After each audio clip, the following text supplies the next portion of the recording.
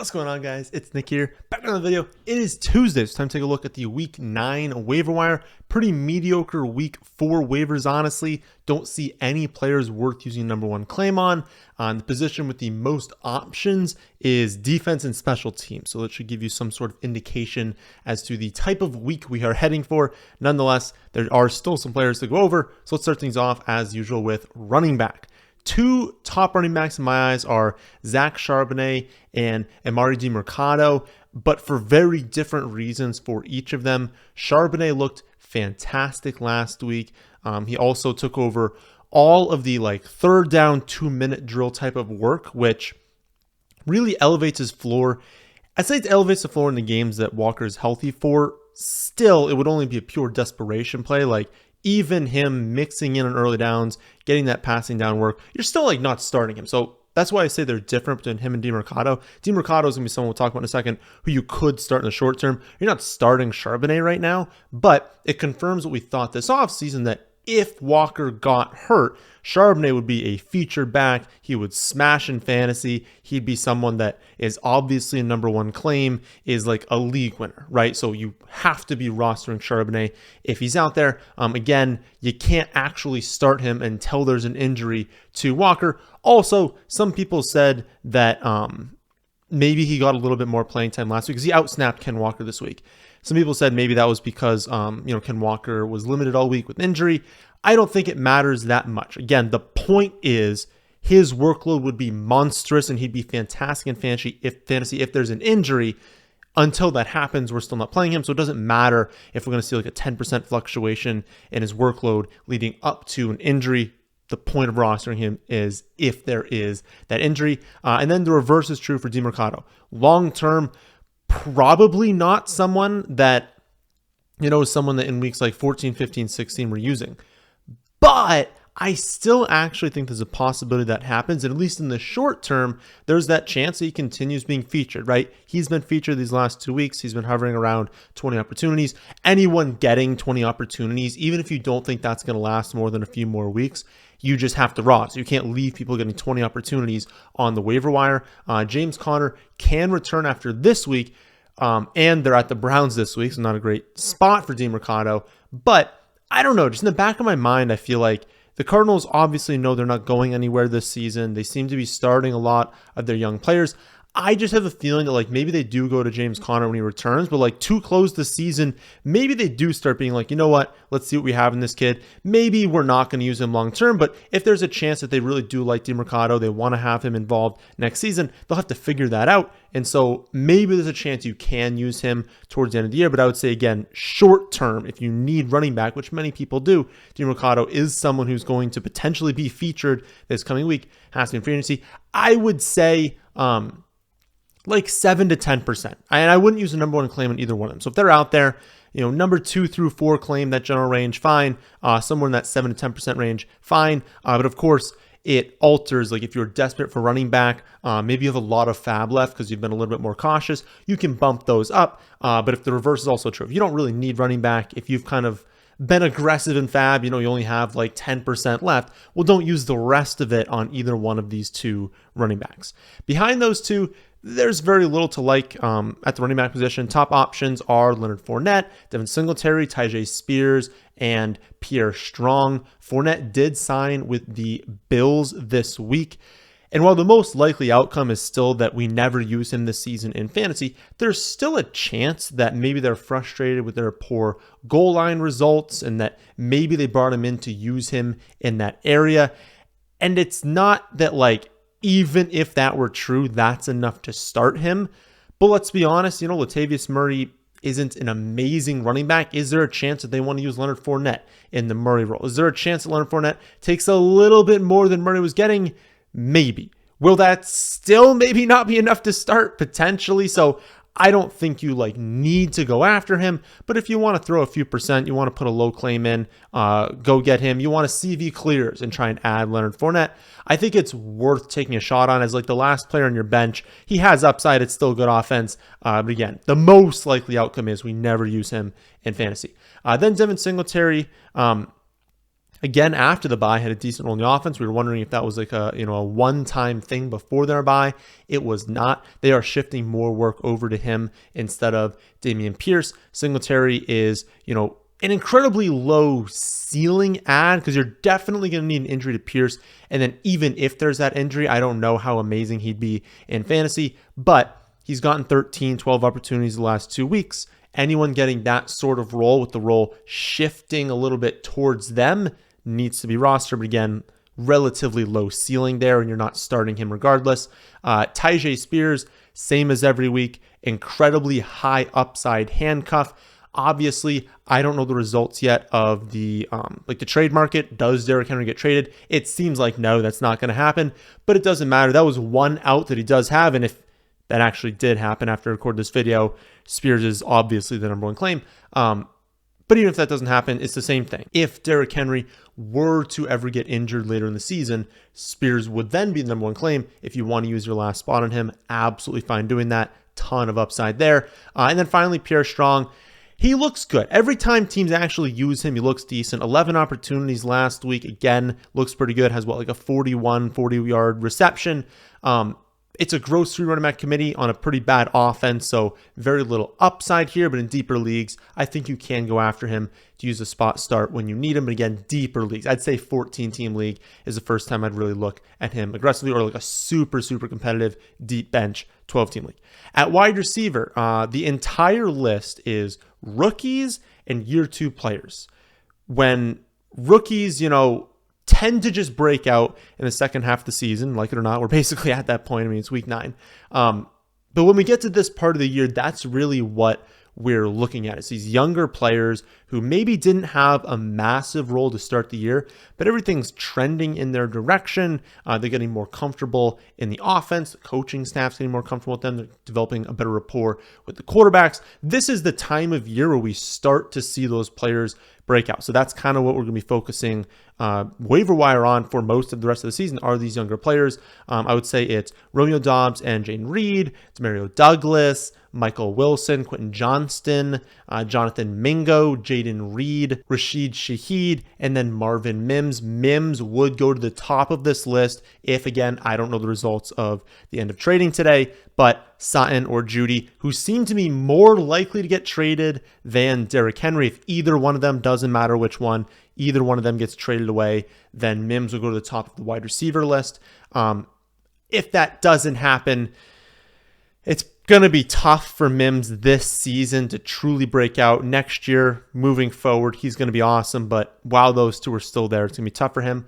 I would say that Romeo Doubs and Jaden Reed are like the safest bets for production. They probably have the highest floors rest of season of any of these players, but Jordan Love has been pretty bad, and there are a lot of mouths to feed in Green Bay, so neither one of them has a massive ceiling. It is Doubs over Reed, but I think both of them should still be rostered in all formats. Again, though, I think ceiling-wise, both are probably capped out as like flex plays in a 12-team league. The rest is really just like, really the entire list is, who do you have a gut feeling on? Who do you think is a better player than they've been playing so far? Like who has like the highest upside as like an actual player? Which offense do you want to invest in, right? We're going to talk about Mario Douglas next. Do you want to invest in the Patriots offense? Maybe the answer there is no. But that's really that combination, right? Of all these young players, who do you think has the best opportunity, talent, and then quarterback play? Because hitting on all three of those is still important for breaking out and being like useful in fantasy. You can be decent, but will you be someone we're starting at wide receiver 2 in the flex spot rest of season in the playoffs? But Mario Douglas is one that I'm excited about. Again, he's got Mac Jones at quarterback, so ceiling's kind of capped there. But we talked about him last week as a potential add since he's been their second best wide receiver behind Kendrick Bourne. His snaps are on the rise. He was someone that was really good in camp. Someone we liked this offseason being like, if he got the opportunity, he'd be good. We were never drafting him because it was like, kind of a tough path to get there. But he's kind of gotten there, right? He's playing really well. He's played as the second best wide receiver in this team. And now Kendrick Bourne has a torn ACL. So Douglas is like their number one. Like he's not going to play X receiver. That's mostly going to be Parker when he's out there. But they have nothing. So he's going to have a relatively high target floor. He's going to get design looks, screen passes. They'll use him in the red zone. So especially 12-team leagues and on, certainly needs to be rostered in all of those. I think in a 12-team league, there's a chance rest of season we're starting him as a wide receiver 3 in that second flex spot, and maybe if he can develop, it can be more than that. But again, cap ceiling because of Mac Jones. Michael Wilson's stock definitely on the rise, not only because he's playing really well, he's out there for basically every snap, he's getting a lot of targets, commanding good target share, but Kyler is close to returning. I have still my hesitations with how Kyler's going to do in fantasy this season, but he's obviously going to be an upgrade over the options that they've had so far. And so if you upgrade quarterback there and he's already playing better, and we'll look at the second half of the year for rookie wide receiver, but there's a lot to like from Michael Wilson. Quentin Johnston coming off his best game of his career.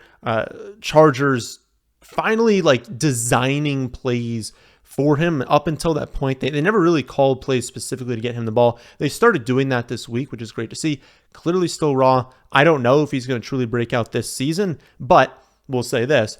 He's got the most upside of anyone on this list because he's obviously a first-round wide receiver, a great talent and a deep threat, but he plays with, Justin Herbert. He plays with the best quarterback on this list, and that's one of the things that can lead to a breakout. And then all of Mingo, Shaheed, Mims, worth rostering. It's going to be a little bit more tough for some of them to hit consistent upside. Shaheed we saw last week with the big plays, but consistency with Shaheed will still be a difficulty.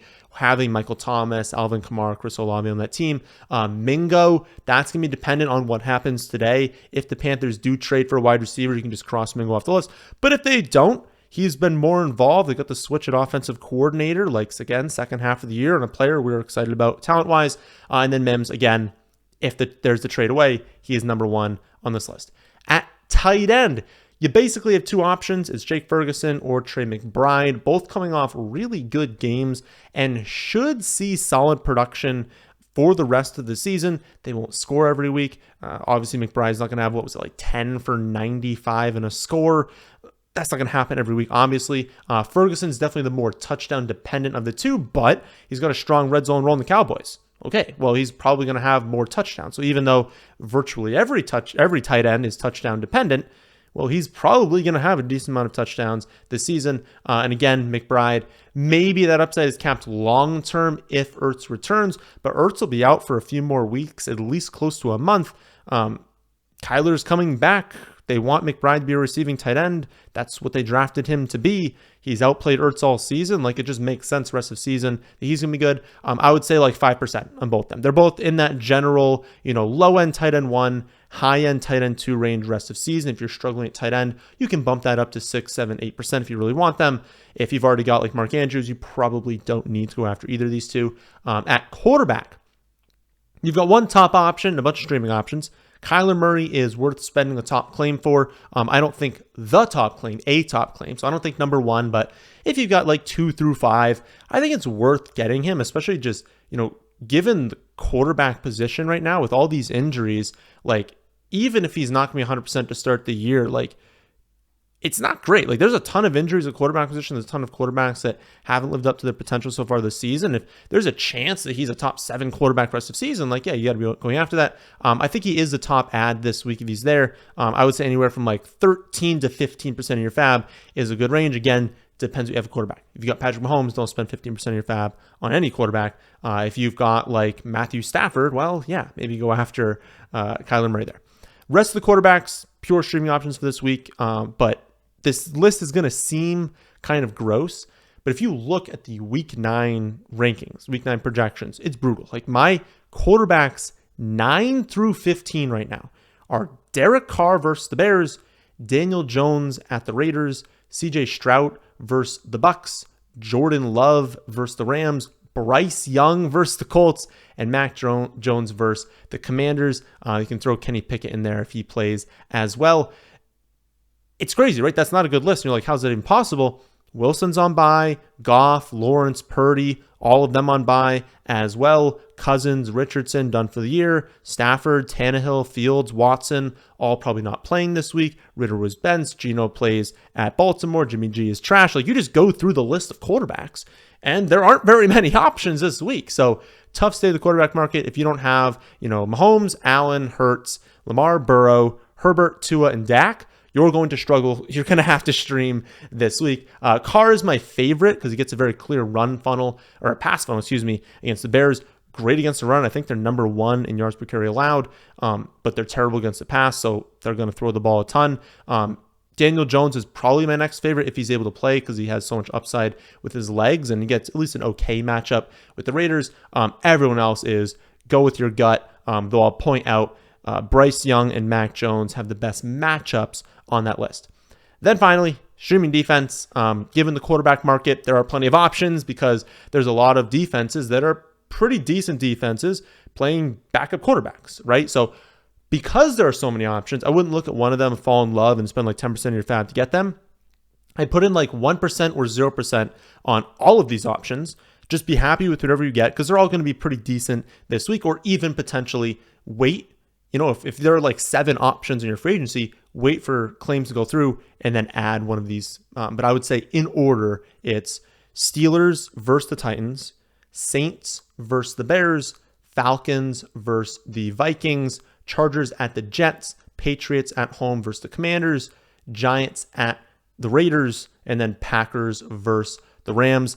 5 of those teams play backup quarterbacks. The other 2 are playing Sam Howell, who gets sacked a billion times, and Jimmy Garoppolo. There's a lot of good options again this week. Please don't spend 5% of your fab getting any of them. They're all going to be pretty decent plays. It'll come down to who scores a touchdown, but all good plays. Don't spend a lot to get them. So that's a look at the Week 9 waiver wire. I have a full ordered list on my website, and you can also see my updated rest of season rankings along with the Week 9 rankings there as well, thefantasyfootballadvice.com. I'll be back tomorrow. It's one of my favorite trade targets. Thursday to break down every single game this week. Then Saturday, it's one of my favorite underdog picks for Week 9. That, my friends, is in this one. Hope you all did enjoy. If you did, how about hitting the like button? How about subscribing to the channel if you're new here? Thanks for watching.